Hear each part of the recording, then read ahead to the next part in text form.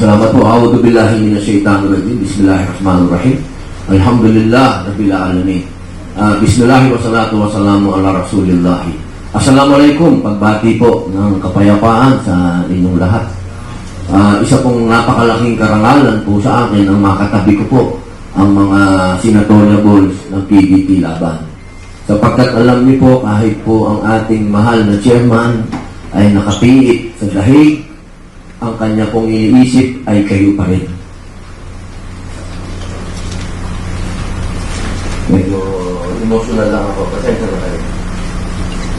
Alam niyo po, kami pong lahat doon ay iniisip namin ang health ng ating dating Pangulo, pero ang iniisip niya kayo. Nandito po ako dahil utos niya. Sa totoo lang, ayoko na umuwi. Hindi ko na ho matanggap ang mga nangyayari sa bayan, pero ang order, itawid kayo. Kaya po ako nandito. Yung mga issue po natin ngayon, napakabigat, sapagkat ang issue po ay boto. Yan po ang tinatayuan ng ating chairman, yung boto po ninyo. Kaya mga mahal kong kababayan, ito pong issue na ito ay issue natin lahat. Hindi po ito issue lang namin sa PDP, kundi issue po ito ng sambayanang Pilipinas. Sapagkat ang pagboto po, yan po ay nasa konstitusyon. Malinaw po ito sa ating konstitusyon. Ang bawat Pilipino sa kanyang tamang edad ay dapat bumuboto, lalaki, babae, anumang kasarian. Kahit nasa ang kamang lugar. Yung pong pagboto ay meron po yung sinusunod na alituntunin. Meron po yung espiritu. Ano po ba yung espiritu na yun?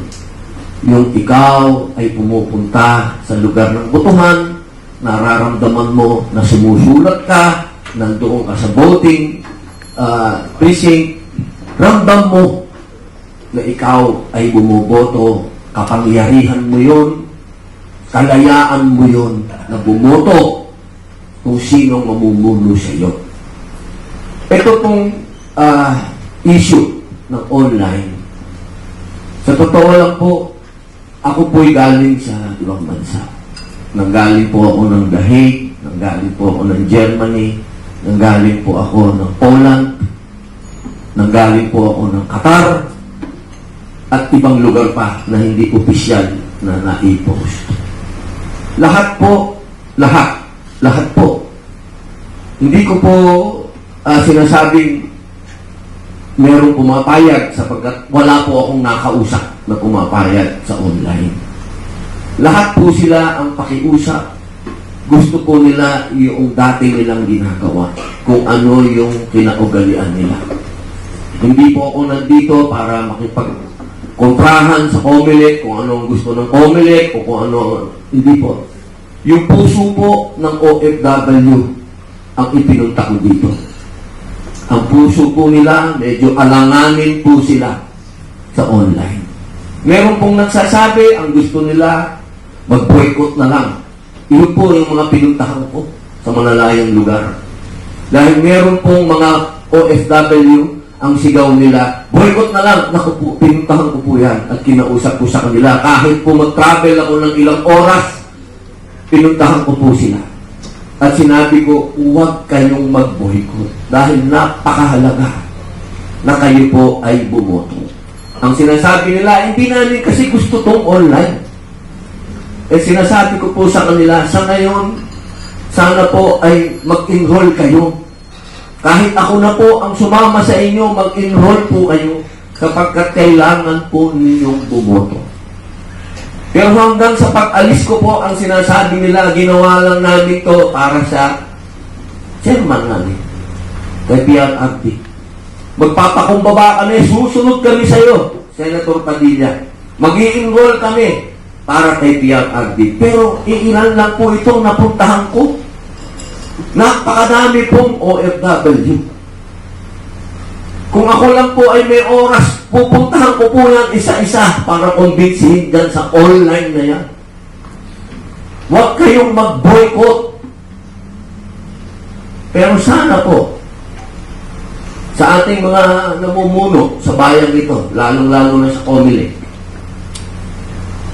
intindihin nyo rin po sana yung damdamin ng ating mga OFW. Yan din po ang hiling namin sa Supreme Court. Yung pong denial ng ating mga magigiping na senatorial votes. Ito po ay hindi lamang para sa amin. Hindi lang po ito para sa kapakinabangan namin. Ito po ay para sa lahat. Malinaw po ito na sana, mga mahal kong namumuno sa bayan ito, kung talagang tinuturing natin na bayani ang ating mga OFW, pakinggan po natin sila. Hindi po nararapat na tayo ang magbibigay sa kanila ng mga alituntunin na hindi naman natin muna sila tinanong kung gusto nila.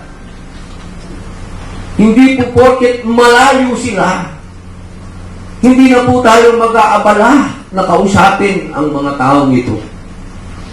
Ladies and gentlemen, tandaan po ninyo, ang mga OFW, ang pinadadala sa atin yan, nasa $35 billion a year. Ang ekonomiya natin tumatakbo dahil sa mga OFW. Isang tanong ba, isang hearing, isang public hearing para kausapin natin sila at tanungin kung gusto ba nito?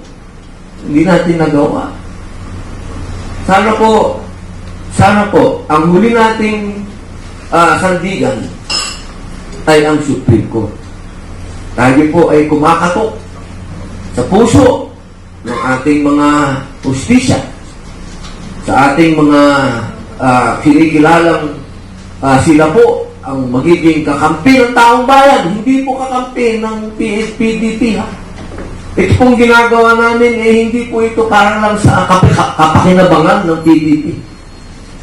Ang hinihingi po namin, sana mabigyan ng tamang panahon at oras ang mga OFW na masabi nila na itong online ay takot na takot po sila. Wala po ako talagang pagsisinungaling dito. Hindi naman po ako kailanman naging sinungaling. Well, marami akong naging babae, pero wala akong kasinungalingan doon. Minahal ko lahat yan.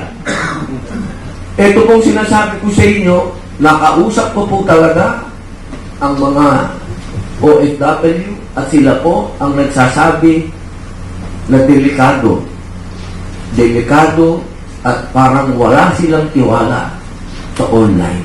Yun lamang po. Maraming salamat. Mabuhay.